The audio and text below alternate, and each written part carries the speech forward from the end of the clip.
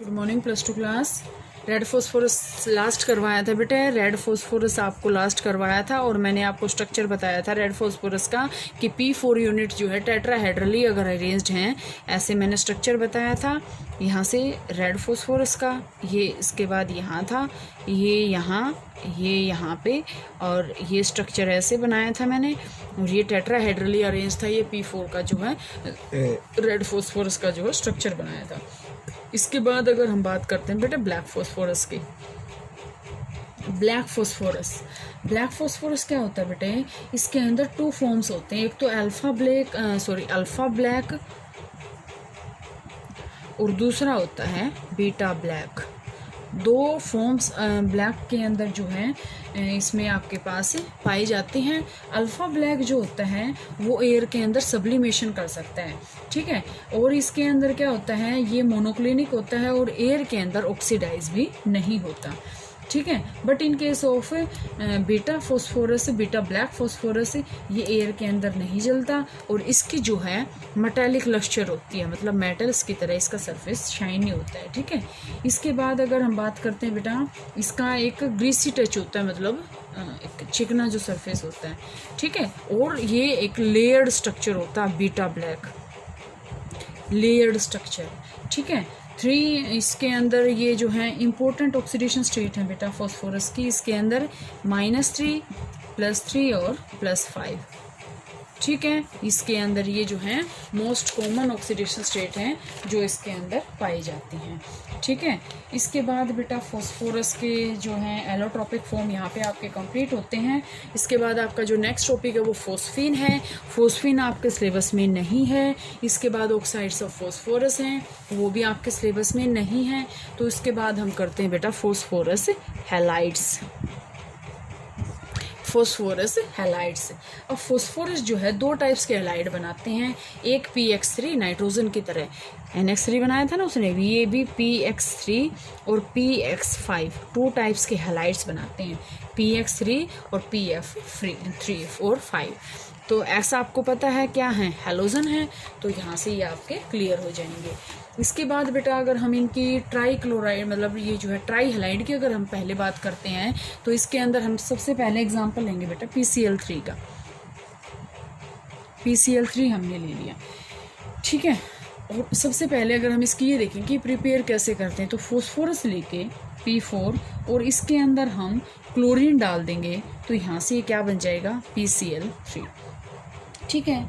ये आपके पास यहाँ से बन जाएगा। अब हम इसकी PCl3 की प्रॉपर्टीज़ पढ़ते हैं। ये क्या होता है बेटा, एक तो कलरलेस ऑयली लिक्विड होता है, ऑयली लिक्विड,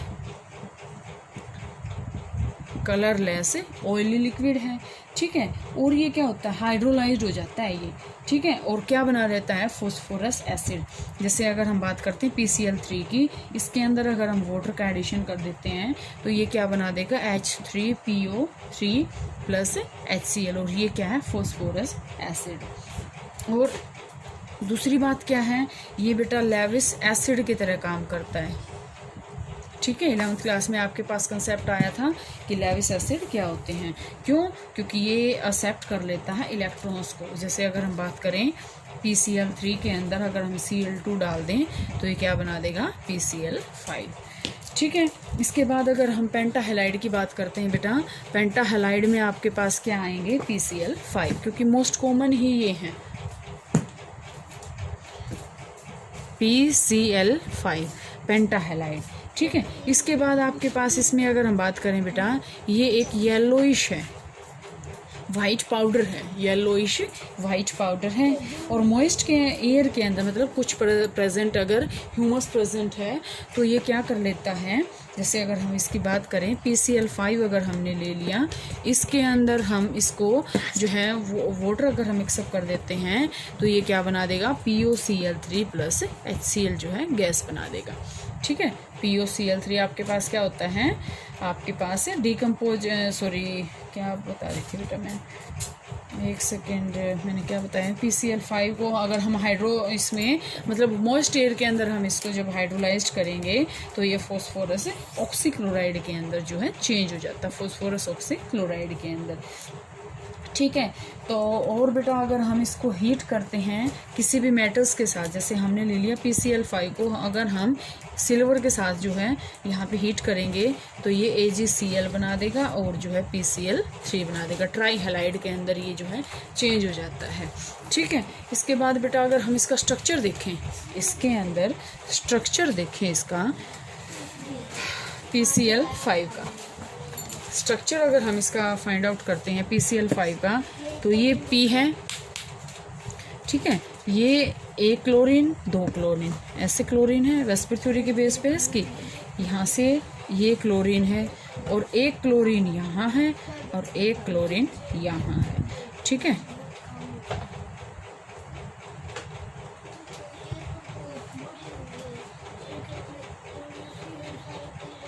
ओके, ये इसका क्या बेटा स्ट्रक्चर है कि इसके अंदर जो आपके पास होता है इसके वेस्पर थ्योरी के बेस पे ये जो है एक्सियल बॉन्ड है, ये आपको पता ही है, और शेप इसकी क्या होती है ट्राइगोनल बाई पिरामिडल स्ट्रक्चर होता है इसका। ठीक है। इसके बाद अगर बेटा हम बात करते हैं इसके PCl5 जो आपके पास होता है कोवलेंट होता है, देखो ध्यान से, ये आपके पास है कि ये अगर वेपर स्टेज में है, वेपर स्टेज में, तो PCl5 जो है कोवलेंट है।